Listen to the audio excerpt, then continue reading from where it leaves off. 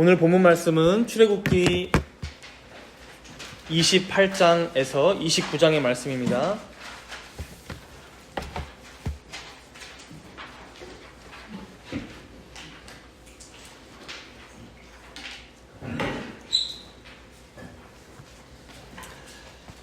본문 말씀은 좀 긴데 제가 봉독은 일단 짧게 하도록 하겠습니다.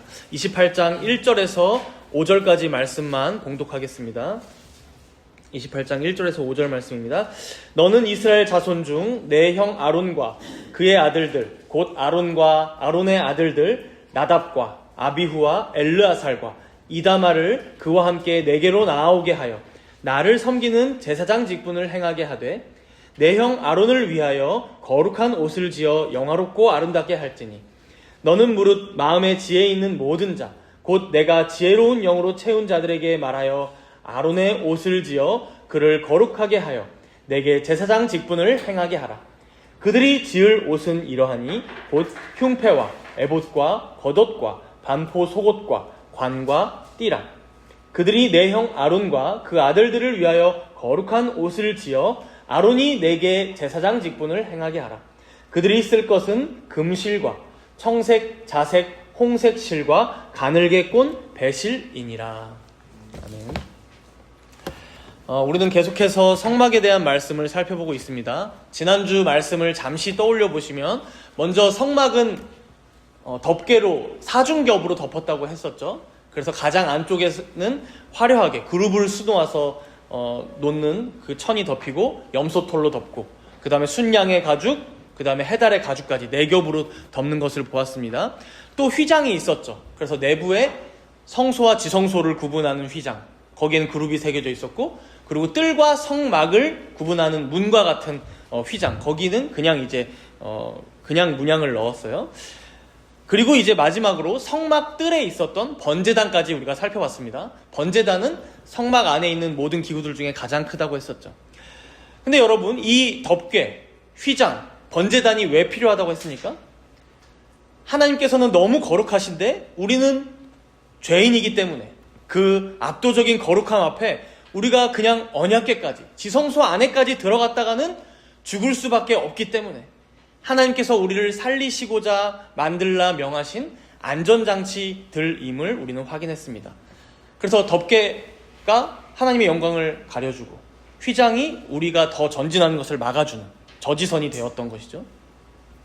그러면 이제 집은 어느 정도 다 지어졌어요. 우리가 계속해서 봐왔지만 성막 안에 놓을 가구들, 기구들도 배치했고 울타리도 쳤고 지붕도 덮고, 그럼 이제 이렇게 집을 다 지었으면 무엇이 남았겠습니까? 이제 진짜로 여기 살기 시작해야 됩니다. 사람이 여기 있어야 됩니다. 거해야 합니다. 그래서 누가 이 집에 살 것이냐, 누가 이 집에 지내면서 하나님과 대면하고 하나님을 만날 것이냐라는 문제가 남았죠. 그래서 오늘 본문 바로 앞에 구절을 함께 볼까요? 27장 21절 말씀입니다. 우리 함께 읽으면서 시작해 봅시다. 27장 21절 말씀이에요. 함께 읽겠습니다. 아론과 그의 아들들로 회막 안 증거궤 앞 휘장 밖에서 저녁부터 아침까지 항상 여호와 앞에 그 등불을 보살피게 하라. 이는 이스라엘 자손이 대대로 지킬 규례이니라. 여기에 아주 중요한 단어 하나가 나오는데 바로 회막이란 단어예요. 회막. 표시해 놓을 수 있으면 좋습니다. 성경 앞에서부터 여기서 처음으로 등장하는 단어예요. 지금까지 보면 보통 이 성막을 성소라고 표현합니다. 그래서 한번 제가 말씀드렸지만 구별된 거룩한 장소, 하나님께서 거하시는 거처라는 뜻의 성소라는 이름으로 성막을 불러왔어요. 그런데 오늘 본문이 시작하는 딱 이 지점부터는 이 장면이 전환되면서 이제 이 성막을 뭐라고 부르냐면 회막. 그래서 이 단어의 뜻을 보면 만남의 장막입니다. 만남의 장막. 회가 모일 회니까. 그래서 영어로 성경을 보면 텐트 오브 미팅이라고 되어 있어요. 만나는 텐트, 만남의 장막이에요. 여러분, 여기서 하나님의 뜻이 더 밝히 드러나고 있어요. 하나님께서는 단지 우리 안에 거주하시면서 우리를 그냥 감시하거나 구경하시려는 게 아닙니다. 하나님께서는 우리와 만나고자 이 성막을 지으라고 명령하신 거예요. 우리와 인격적으로 소통하고 싶어 하시고 그래서 그렇게 자신도 말씀하시지만 우리의 말도 듣고 싶어 하시고, 그게 진짜 미팅, 만나고 싶어 하시는 하나님의 뜻이 여기에 반영되어 있는 것이죠. 그러나 여기서 또 문제는 무엇입니까? 우리가 덮개나 휘장이나 번제단에서 봤지만 아무나 함부로 하나님을 만날 수가 없다는 거예요. 더해서 번제단의 불, 나중에 규례를 보면 번제단의 불은 항상 타올랐어요. 그 번제단의 불이 꺼진 적이 없습니다. 안에 등잔대도 마찬가지고, 진설병상은 어때요?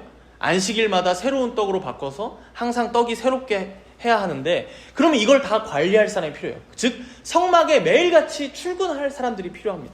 혹은 교대로 돌든 24시간 이 성막에는 항상 불이 밝혀져 있어야 돼요. 그래서 여기 21절에 보면 누구를 세우신다고 말씀하세요? 21절 앞부분에 보니까 아론과 그의 아들들, 즉 모세의 형이었던 아론의 혈통을 통해서 하나님께서는 죄인들, 너희들과 나 사이에서 도와줄 사람, 쉽게 말하자면 미팅 주선자예요. 만남 주선자, 죄인과 하나님의 만남을 주선해줄 그 중개자를 세우시겠다 말씀하시는 거예요. 바로 이게 오늘 본문 말씀의 주요한 요지입니다. 오늘 본문인 28장 말씀을 여러분들 한번 보세요. 소제목이 뭐라고 되어 있어요? 다 같이 한번 읽어볼까요? 28장 1절 앞에 소제목 다 같이 읽습니다. 시작. 제사장의 옷. 그렇죠? 그래서 28장은 끝까지 다 제사장이 입는 장신구들, 복식들에 대한 설명이 나옵니다. 그리고 29장 말씀도 한번 넘겨보세요. 29장 소제목도 한번 읽어볼까요? 다 같이 읽습니다. 제사장 직분 위임.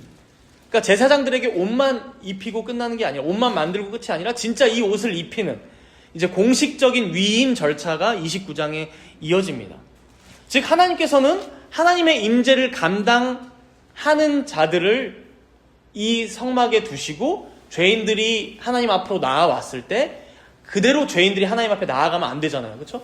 휘장을 그냥 아무렇게나 거치고 들어갈 수가 없잖아요. 그러니까 그것을 도울 만한 중개인, 그것을 제사장으로 세웠다라고 말씀하시는 거죠.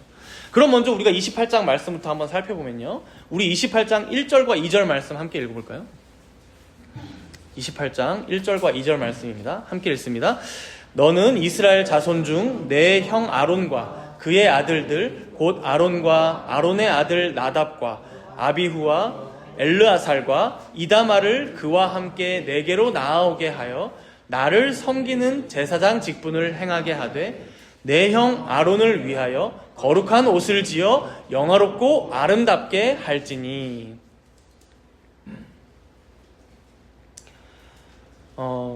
하나님께서는 이 중개자, 주선자로서 제사장을 세우시는데, 특별히 그 중에서도 아론은 어때요? 아론은 특별히 더 거명되면서 대제사장으로 세우시는 거예요. 근데 여기서 이 아론, 대제사장의 옷을 어떻게 만들라고 명령하세요? 2절 말씀을 보시면 내 형 아론을 위하여, 이거는 아론이라서가 아니라 대제사장이기 때문에 옷을 이렇게 지으라는 건데, 거룩한 옷을 지어 영화롭고 아름답게 할지니. 오늘 설교 제목이기도 하죠. 이 대제사장의 옷이 얼마나 화려한지 영화롭고 아름답게 이 거룩한 옷을 지어라 라고 표현하세요. 여기서 잠시 우리가 대제사장이 착용했던 이제 4가지의 주요한 복식 아이템들을 좀 살펴볼 거예요. 우리 본문 동그라미 치면서 한번 따라와 보시면 좋을 것 같아요. 먼저 본문 6절에 여러 실들 막 언급하시면서 마지막에 무슨 이름이 나옵니까? 끝에 보니까 에봇을 짓되, 에봇에다가 동그라미를 치세요. 에봇. 이건 이제 앞치마 같은 거라고 보시면 돼요. 그래서 앞치마인데 아주 예쁘게 정교한 이제 가늘게 꼰 배실로 정교하게 술을 놓았다라고 보시면 되고요. 제가 그림을 좀 이따 보여드릴 테니까 먼저 그 성경을 지금은 잠깐 살펴보겠습니다. 15절 말씀에 보시면 판결흉패라고 나오죠. 판결흉패. 이거는 이제 12보석이 대제사장의 가슴팍에 딱 박혀 있는 거라고 보시면 됩니다. 판결흉패. 15절에. 그리고 31절에 쭉 가서 보시면 뭐라고 나와요? 너는 에봇 받침 겉옷을 전부 청색으로 하되. 그러니까 에봇, 그 앞치마를 받쳐주는 청색의 옷이라고 보시면 됩니다. 그래서 에봇 받침 겉옷에 이제 동그라미 치시면 되겠죠. 에봇 받침 겉옷. 그리고 마지막으로 이제 36절이에요. 36절 말씀인데, 너는 또 순금으로 패를 만들어 라고 하죠. 이건 이제 패를 만들어서 머리, 이마에 딱 붙이는, 착용하는 순금패라고 보시면 됩니다. 순금패. 그래서 이걸 이제 그림으로 보면 간단한데 설명이 복잡합니다. 여기 혹시 이게 보이시나요? 이게 대제사장의 백식이에요. 그래서 에봇이 어디 보여요? 여기 안에 이렇게 화려한 앞치마 같은 게 보이시죠? 그 다음에 나왔던 판결흉패. 판결흉패는 12가지 보석이 3 곱하기 4. 세 줄로 4개로 딱 그 명령이 나와 있어요. 그래서 3, 4, 12 해서 12보석이 박혀 있고, 그 다음에 이제 받침, 에봇 받침 겉옷, 청색을 바깥에 받쳐 입고 있죠. 그리고 이제 순금패, 머리에 순금패로 해서 여기에 이제 나중에 보면 여호와의 성결이라는 문구를 딱 박습니다. 여호와의 성결. 이렇게 이제 순금패까지. 여러분 보시면 좀 어때요? 굉장히 화려하고, 그렇죠? 뭐 어딜 가나 눈에 띄었겠죠? 고대 근동의 배경이라고 하면 더 그렇습니다. 거기다 지금 이 에봇만 봐도 혹은 판결흉패만 봐도 이걸 뭘로 다 만들라고 말씀하시냐면 청색, 자색, 홍색 실로 가늘게 꼰 배실로 만들라고 하고, 또 순금패도 그렇고 뭐 판결흉패도 이거 다 금고리거든요. 금고리로 다 되어 있거든요. 순금으로 다 만들라고 해요. 여러분 지난주 말씀을 생각해보면 이런 재료들로 지난주에 뭘 만들었어요? 다 성소 안에 들어갈 것들을 만들었어요. 그래서 가장 안쪽의 덮개를 청자, 홍색의 실로, 그 다음에 가늘게 꼰 배실로 술을 놓았죠. 그리고 그룹까지 거기에 술을 놓았고, 그 다음에 가장 안쪽에 있었던 휘장도 마찬가지고, 그리고 순금도 어디에 쓰였냐? 언약궤를 덮는 데 쓰였고, 거기다가 속죄소는 다 순금으로 만들었죠. 이걸 생각해보면 지금 대제사장이 뭘 몸에 휘감고 다닙니까? 뭘 몸에 입고 있어요? 성막의 휘장을 몸에 감고 있는 거예요. 성막의 가장 안쪽 덮개와 같은 그 그룹이 새겨져 있는 덮개와 같은 걸 자신의 몸을 덮고 다니고 있는 거예요. 그래서 여러 신학자들은 이 대제사장을 뭐라고 표현하기도 하냐면 걸어다니는 성막과 같아 라고도 했어요. 걸어다니는 성막과 같다. 대제사장이 이 옷을 입고 딱 이스라엘 백성들 앞에 지나가거나 서 있으면 사람들은 그 아론이란 사람이 보이기보다 성막에 임재하신 하나님의 영광이 마치 자신에게 비춰오는 것처럼, 자기 눈앞에 그 성막 안쪽의 영광이 실현된 것처럼 볼 수밖에 없었다는 것이죠. 자신들은 본 적이 없는 다 안쪽에 있는 그런 옷들이니까. 가끔 주변에서 우리가 순금 팔찌나 순금 목걸이 하신 분들만 봐도 어떻습니까? 멀리서부터 보이더라고요. 번쩍번쩍해요. 그 순금 목걸이 같은 게. 당시의 대제사장은 더 어땠을까요? 어딜 가도 가장 잘 보이고 주목받고, 야, 성막이 오신다, 아니 하나님께서 오시는 게 아닌가 라고까지 보지 않았을까 싶은 거예요. 이런 측면에서 우리가 한 가지 생각해 볼 지점이 있습니다. 여러분, 이 대제사장의 영화로움, 아름다움, 그 거룩함이 아론 그 자신의 것입니까? 그러니까 아론이 거룩해서, 아론 그 자신이 대단해서 이러한 영화로운 아름다운 옷을 입혀주었냐라는 것이죠. 우리는 흔히 아론이 입은 옷을 보면서 그 아론을 선망의 대상으로, 존경의 대상으로, 동경의 대상으로 생각하기도 합니다. 우리는 재판정에 선 판사를 보면서도 어떤 판사가 법복을 입고 있으면 그 앞에 가서도 권위가 있는, 그 법복을 보면서 그 사람에게 권위가 있는 게 아닌가 생각할 때도 있어요. 혹은 교회 갔는데 목사님이 가운을 입고 뭔가 거룩한 성례들을 집례하고 있으면 저 거룩해 보이는 어떤 가운, 어떤 법복, 어떤 제사장의 옷을 입은 걸 보니까 저 사람 자체에게 권위가 있는 것은 아닌지 우리가 생각하게 될 때가 있다는 것이죠. 그러나 성경은요, 우리에게 무엇을 가르쳐 줄까요? 옷은 자격 있는 자에게 입혀주는 게 아니라 오히려 그 자신의 수치를 가려주기 위해서 입는 것임을 말씀합니다. 우리가 알지만 처음에 옷이 왜 생겨났습니까? 처음에 옷을 왜 입기 시작했어요, 인류가? 하나님께서 처음 아담과 하와를 창조하셨을 때에는 옷이 필요가 없습니다. 왜? 남에게 부끄러울 게 없어요. 하나님 앞에서 떳떳하고 서로 간에 수치스러운 게 없습니다.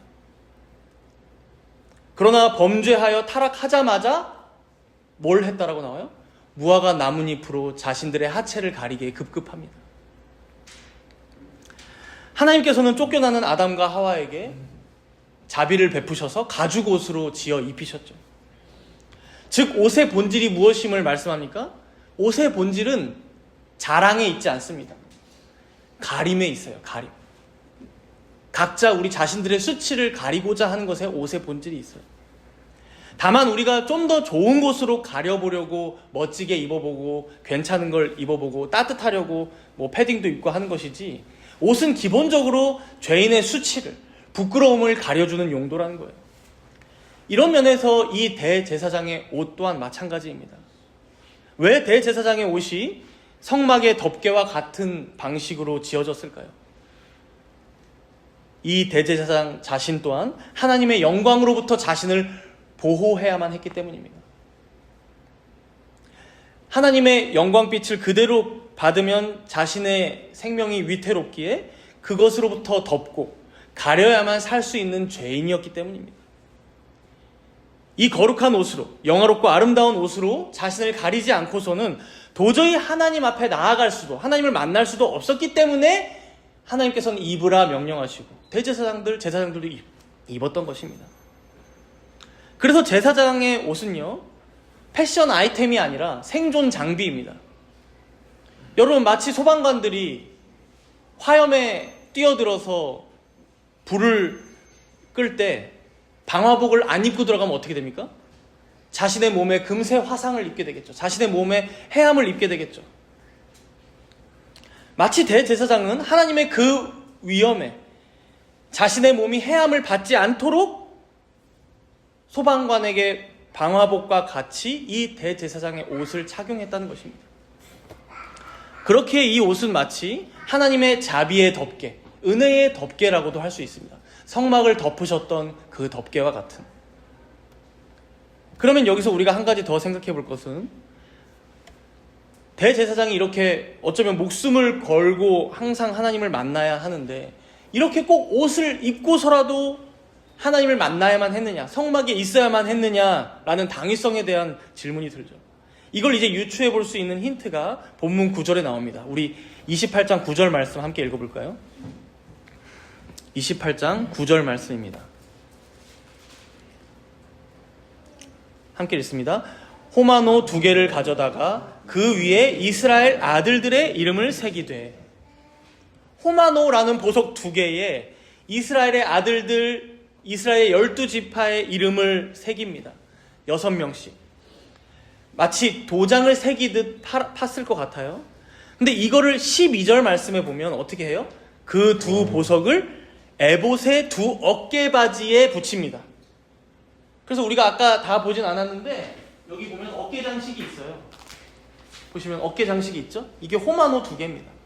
그래서 에봇 위에 이렇게 딱 얹은, 마치 견장처럼, 어깨 견장처럼. 뭐 에봇을 고정하는 역할도 했을 걸로 보이고요. 지금 이 구도가 어떻습니까? 이 대제사장은 자기 혼자만의 어떤 그 자격이나 생각으로 그 옷을 입었던 게 아니라 이 대제사장의 양 어깨에 이스라엘의 12지파, 이스라엘의 온 백성이 여기에 짊어져 있음을 시각화해서 보여주는 거예요. 이게 끝이 아니라 우리가 아까도 봤지만 판결 흉패 12보석도 보셨죠? 가슴에 있는 그 판결 흉패도 어떤지 우리 21절 말씀을 함께 읽겠습니다. 28장 21절 말씀이에요. 함께 읽습니다. 이 보석들은 이스라엘 아들들의 이름대로 12이라 보석마다 12지파의 한 이름씩 도장을 새기는 법으로 새기고. 판결 흉패도 마찬가지죠. 보석이 왜 12개냐? 12지파인데 거기다가 이름까지 새겨 넣어라. 결국 여러분, 여기서 알 수 있는 대제사장의 역할이 무엇입니까? 대제사장은 자기 자신의 어떤 자격으로 지성소까지 나아갔던 게 아닙니다. 자기 자신만을 위해서 나간 것도 아니었어요. 호마노, 그 다음에 판결 흉패, 이 2가지 보석을 통해 알 수 있듯이 온 이스라엘을 자신의 가슴에 품고 이스라엘 12지파들을 자신의 어깨에 짊어지고 하나님께로 나아가는 그 중개자의 역할, 운반책의 역할을 감당하고자 매일같이 자신에게 맡겨진 그 옷을 입고 성막으로, 그리고 또 하나님께서 임재하시는 하여 계신 이 성막 그리고 지성소까지 나아갔다는 거예요. 자기 자신 또한 하나님 앞에 설 때는 죽을 수밖에 없는 죄인이지만 자신의 책무를 다하고자 하나님께서 덮어주신 그 은혜의 덮개인 옷을 입고 자기가 가슴에 품고 어깨에 짊어진 백성들과 함께 은혜의 보좌 앞으로 담대히 나아갔다는 것이죠. 이렇게 보면 우리가 겉에서 볼 때는 대제사장이 참 멋지고 명예로워 보이기만 합니다. 그러나 그 하나님의 거룩하심 앞에 나아가야만 했던 그 자신, 그 본인은, 그 당사자 아론은 어땠을까요? 거룩이라는 불꽃에 가장 가까이 다가간 지푸라기가 바로 아론임을 우리가 생각해 본다면 잘못 까딱하다간 죽을지도 모른다는 위압감, 두려움이 그에게 없었을까요? 그렇게 사실 이 예복을 입고 하나님 앞에 선 아론은 뼈저리게 생각했을 것입니다. 이 화려한 복장들은 나의 신분을 높이는 훈장이 아니라 하나님께서 나를 보호하고자 허락하신 방화복과 같구나. 나 또한 이 겹겹의 덮개가 없이는 하나님 앞에서 단 1분 1초도 설 수 없는, 버틸 수 없는 죄인이구나 고백하며 나아갔을 거예요. 하나님께서는 바로 이 지점, 즉 겉은 영화롭지만 속은 여전히 떨고 있는 죄인인 아론을 너무나 잘 알고 계셨어요. 여기서 이제 우리가 조금 더 살펴볼 대제사장의 복식이 있습니다. 우리 본문 42절을 함께 읽어볼까요? 28장 42절이에요. 좀 뒤에 있죠? 28장 42절 말씀 함께 읽습니다. 또 그들을 위하여 배로 속바지를 만들어 허리에서부터 두 넓적 다리까지 이르게 하여 하체를 가리게 하라. 겉에서 보이는 대제사장의 복식은 화려하게만 보였는데 그 안에 보니까 뭘 입고 있어요? 속바지를 입었대요. 그럼 아니 뭘 이렇게까지 하시나 싶죠. 근데 당시 고대 여러 이방의 이교도 종교를 보면 이집트나 가나안의 제사장들이 우상에게 제사를 지낼 때 하체를 드러내고 제사를 드리는 경우가 많았다고 합니다. 이렇게 하체를 노출하고 우상에게 제사를 드리고 춤을 추면 우상이 자신들의 말을 더 잘 들어준다거나 신비한 힘을 더 받는다거나 이렇게 믿었기 때문이죠. 그러나 여러분, 하나님께서는 지금 뭐라고 말씀하시는 거예요? 속바지를 꼭 입으란 말은 뭐예요? 아니야. 꼭 가려라. 저들의 이상한 풍습에 넘어가지 말아라.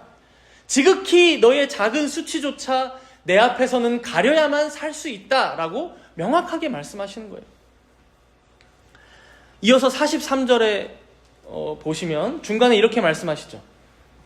거룩한 곳에서 섬길 때에 그것들을 입어야 죄를 짊어진 채 죽지 아니하리니. 그러니까 제사장이 아무리 겉을 화려하게 치장하더라도 속바지를 입지 않으면, 즉 그 속에는 여전히 하나님 앞에서 숨길 수 없는 죄가 있는 죄인이기에 반드시 가리라 말씀하시는 거죠. 그래야 죽지 않을 거예요. 이게 또 드러나는 한 군데의 말씀이 있어요. 우리 바로 앞으로 와서 33절 말씀도 함께 읽어봅시다. 33절 말씀. 28장 33절이에요. 함께 읽습니다.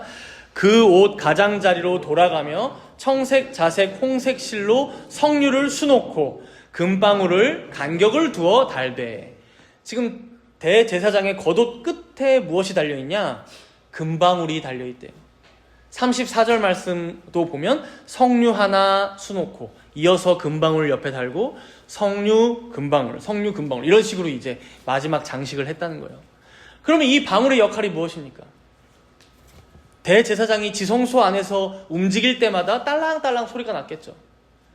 어떤 분은 이거를 하나님께 드리는 예의 바른 노크와 같다라고도 표현했더라고요. 마치 높은 분의 왕의 처소를 찾아갈 때 어떻게 해야 돼요? 아니 우리가 윗 어른들을 찾아갈 때도 똑똑똑 노크를 하고 문을 열고 들어가듯이 하나님 앞에서 하나님 당신이 알려주신 대로 규례대로 절차대로 나의 임무를 수행하겠습니다 라고 노크를 하며 딸랑딸랑 하며 자신의 임무를 수행했다는 거예요. 그래서 35절 말씀에 이렇게 얘기하죠. 중반부에 보시면 이 소리가 들리면 딸랑 이 소리가 들리면 우리 대제사장님이 아직 살아계시는구나. 하나님께서 우리의 제사를 지금 받아주고 계시는구나 라고 알 수 있다는 거예요. 근데 만약에 그 방울 소리가 탁 멈춰서 안 들리기 시작하면 어떻게 돼요? 그건 곧 대제사장의 죽음을 의미한다는 거죠.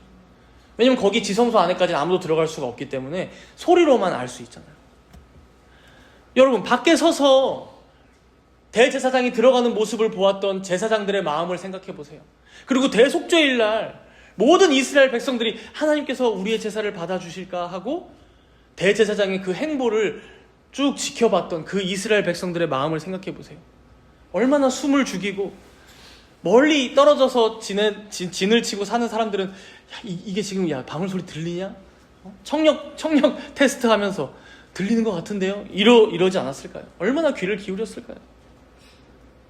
여러분, 이게 바로 인간 제사장 제도가 가진 최대의 긴장이자 한계입니다. 겉으로는 금실로 술을 놓고 순금패를 머리에 달고 판결 흉패 12보석을 가슴에 달고 휘장을 온몸에 휘감아도 그 안에는 여전히 속바지를 입어야만 하는 한계. 발끝에는 자신의 생사 여부를 체크하고 또 하나님께 알려드리기 위하여 금방울을 달아야만 했던 게 바로 구약의 대제사장이었습니다. 그래서 우리가 다 살펴보지는 못할 거예요. 아마 시간이 너무 길게 쓰면 안 되니까 29장 말씀으로 한번 보시면 제사장 직분 위임식이 나오는데 간략하게 훑어볼게요. 이게 절차가 얼마나 까다로운지. 그러니까 제사장으로 한 사람이 세워지는 데의 절차예요. 밑줄을 한번 치면서 따라와 보십시오. 29장 4절 말씀에 보시면 너는 아론과 그의 아들들을 회막문으로 데려다가 어떻게 해요? 물로 씻깁니다. 아주 몸의 구석구석까지 다 씻겼을 거예요. 물로 씻기고. 5절 말씀해 보시면 지금까지 만들었던 그 의복을 입히죠. 의복을 가져다가 입히는 절차가 쫙 나오고 7절 말씀해 보시면 관유를 가져다가 기름입니다. 기름을 그의 머리에 붓습니다. 그래서 그에게 직분이 위임된다는 걸 가시적으로 보여주는 것이죠. 그리고 여기까지도 모자라서 제사장 한 명을 위한 제물을 잡기 시작합니다. 10절 말씀해 보시면 너는 숫송아지를 회막 앞으로 끌어오고 숫송아지 한 마리를 여기서 드려요. 10절에서. 그리고 쭉 내려가서 19절에 말씀해 보시면 너는 다른 순양을 택하고 또 다른 순양 한 마리를 또 드려야 됩니다. 그리고 마지막으로 이것도 모자라서 36절까지 쭉 가보시면 이런 위임식을 7일 동안, 1회 동안 진행하는데, 일주일 동안 진행하는데 그 7일 내내 매일 숫송아지를 제물로 드리라고 말씀하세요. 근데도 안타깝게 이게 끝이 아닙니다. 우리 이어서 38절, 39절 말씀을 함께 읽어봅시다. 2절 짧으니까 38, 39절 말씀이 함께 있습니다. 내가 제단 위에 드릴 것은 이러하니라. 매일 1년 된 어린 양 2마리니 한 어린 양은 아침에 드리고 한 어린 양은 저녁 때에 드릴지며. 제사장이 위임될 때도 절차가 복잡하죠. 또 위임식의 7일은 매일같이 제사를 드려야 했는데 이건 시작에 불과하고 이들은 이후로 매일같이 매일 아침 저녁으로 365일 성막에서 제사를 드려야만 했습니다. 그래서 우리는 이거를 흔히 상번제라고 불러요. 상번제. 항상 드리는 번제다. 매일같이 드려야 하는 번제다. 끊임없는 제사다 해서 상번제. 그렇다면 이 상번제를 왜 매일같이 드리라고 명령하셨을까요? 여러분, 누구보다 정결해야 하는 게 제사장들이죠. 대제사장조차 하나님 앞에서 가리고 덮여야만 하는 죄인이기 때문에 자신들의 죄를 위하여 날마다 제사를 드리지 않고서는 이 성막에 거할 수 없기 때문입니다. 성막에서의 여러 업무들도 많은데 이걸 감당할 수가 없고요. 여러분들이 당시 이스라엘 백성들이라면 이 매일같이 드리는 번제를 보면서 여러분들이 무엇을 느끼셨을 것 같습니까? 사실 모든 이스라엘 백성들은 자신의 죄를 위하여 매일같이 제사를 드리지는 않았어요. 가끔 특별한 죄를 지으면 자신 대신에 죽을 제물을 데리고 성막 앞으로 나아갔지만 매일같이 드리진 않았죠. 그럼 성막을 중심으로 이 12지파가 진을 치고 살았으니까 자신이 매일같이 가서 제사를 드리진 않더라도 성막에는 항상 어떤 연기가 피어오릅니까? 매일같이 드리는 번제의 연기가 피어올라요. 그걸 아침 저녁으로 보았을 거예요. 그럼 보면서 이렇게 생각했겠죠. 먼저는 저 제사장들도 자기 자신을 위하여 제사를 드리지 않고서는 저 성막에 거할 수가 없구나. 저들도 죄인이구나, 우리와 같은. 그러나 또 하나는 어떤 생각이 있을까요? 이 제사는 다만 제사장들만을 위한 제사는 아니었습니다. 온 이스라엘 백성들을 대표하여서 매일같이 드렸던 제사예요. 결국 저 연기가 뭐예요? 나의 죄를 위하여 오늘도 저 제사장들이 대신하여 드려주는 제사였다라는 것이죠.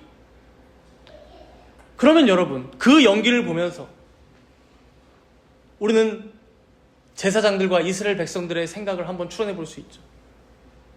도대체 이 제사는 언제까지 계속되어야만 할까요?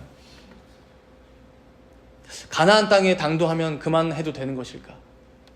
혹은 나 죽을 때까지 저 제사를 항상 봐야 하는 것일까? 이들의 마음이 너무 답답하진 않았을까요? 혹은 혹시 지금 저 아론으로 세우신 저 대제사장이 죽으면 어떡하지? 혹여나 저 대제사장이 올해 대속죄일에 지성소까지 들어갔다가 죽으면 어떡하지? 그럼 나를 위해 드려주는 제사는 누가 드려주는 것이지? 우리 가족은, 우리 이스라엘 민족은 어떡하지? 반드시 필연적으로 이들은 무엇을 갈망하게 됩니까? 더 안정적이고 더 온전한 한 번의 제사를 갈망하게 됩니다. 여기서 이제 우리는 진짜 오늘 본문의 말씀이 가리키는 방향, 우리를 데려가는 지점, 즉 우리에게 진정으로 허락된 온전한 대제사장을 만나야만 합니다. 우리 히브리서 7장 말씀을 함께 찾아봅시다. 히브리서 7장 말씀이에요.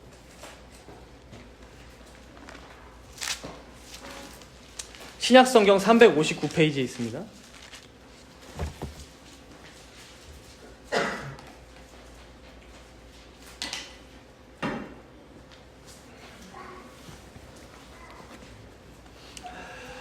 히브리서 7장 23절에서 28절까지 6절인데 우리 형제, 자매 이렇게 한 절씩 돌아가면서 교독을 한번 해보겠습니다. 먼저 형제님들부터 23절부터 28절까지 말씀이에요. 23절부터 형제들 먼저 함께 교독합니다.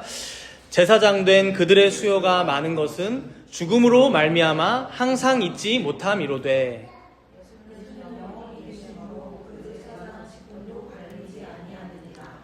그러므로 자기를 힘입어 하나님께 나아가는 자들을 온전히 구원하실 수 있으니 이는 그가 항상 살아 계셔서 그들을 위하여 간구하심이라.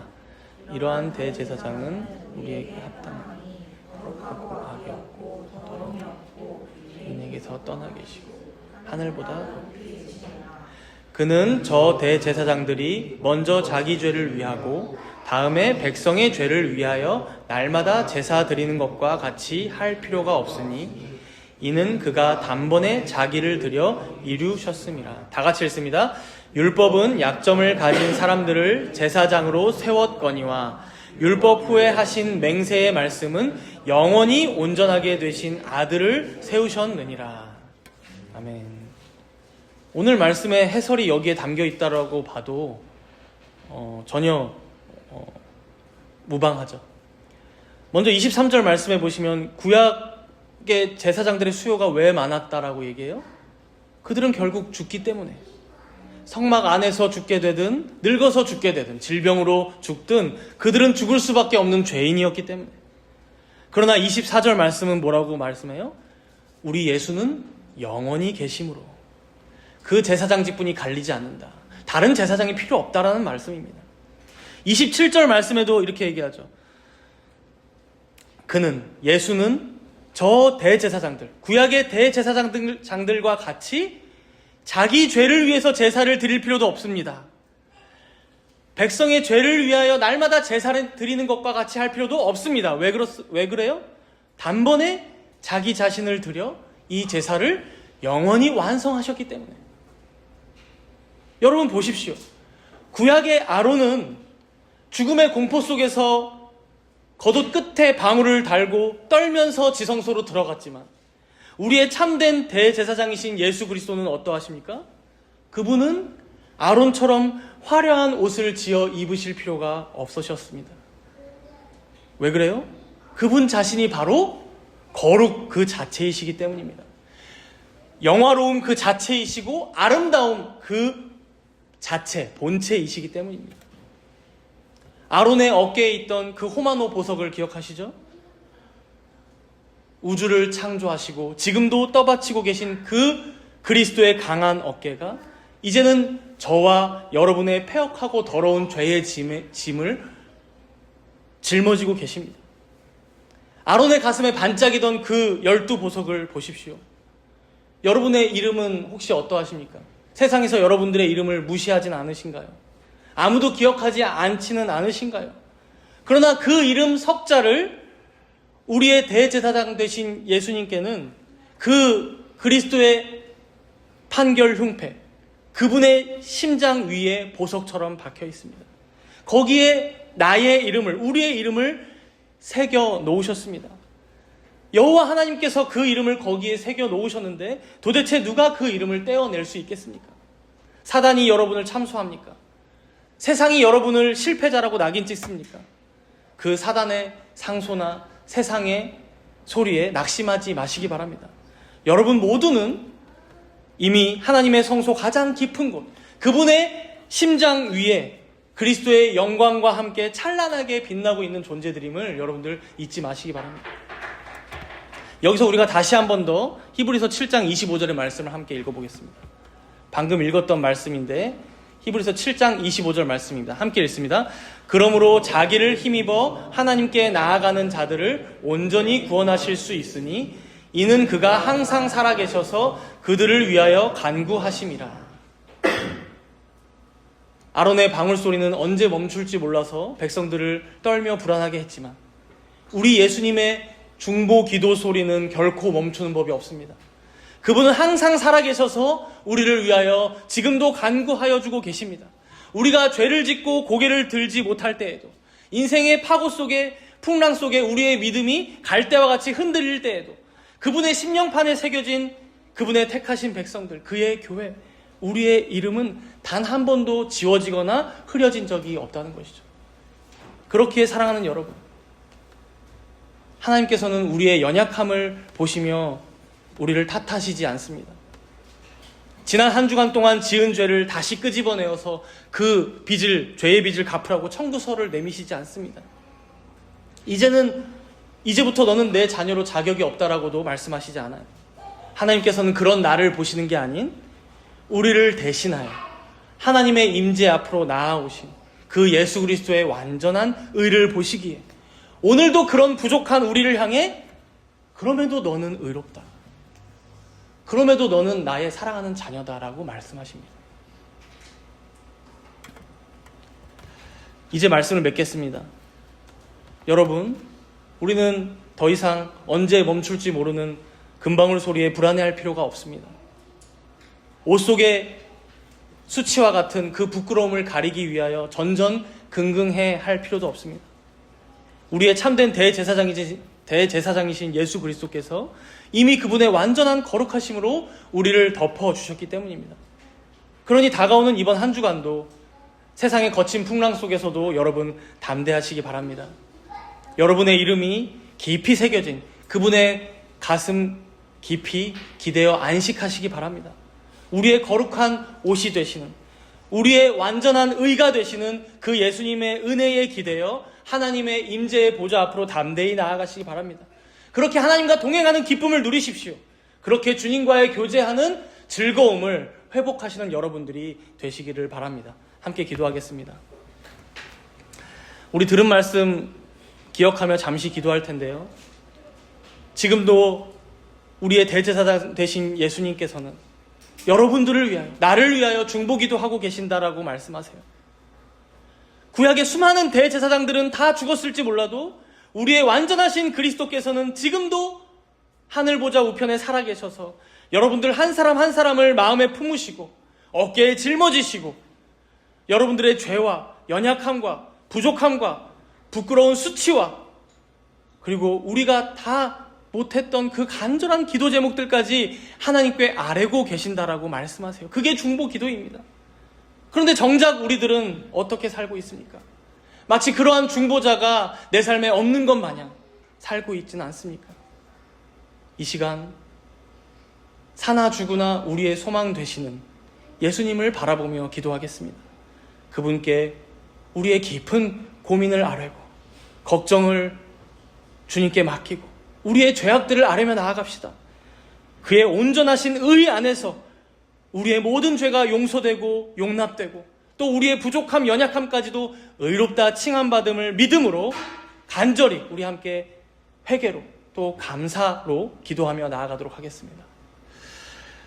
주님,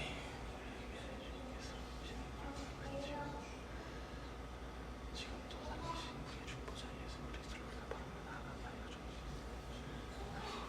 진짜 우리 이름이 붙어있는데 그 가슴 안에 우리 깊이 새겨져 있는데 그것을 모르고 살아가고 있지는 않습니다. 주여, 우리 모든 영상을 베풀어 주시옵소서. 진짜 우리 중보자 예수 살아계심을 바라보며 나아갈 수 있도록 인도하여 주옵소서. 내 제사장은 자세히 연약함을 가지고 있지만 우리 주님은 아름다움의 본체이시오 영광의 실제이신 주님이신 줄 알겠습니다. 죄가 없으신 그 주님, 하나님이신 우리 사람이신 또한 예수 그리스도께서 계시다는 것이 우리에게 얼마나 큰 위안이 되는지 우리가 그 안에서 떨며 주님을 바라보지 않게 하시고 담대한 가운데 은혜 보좌 앞에 우리들 모두가 되게 하여 주옵소서.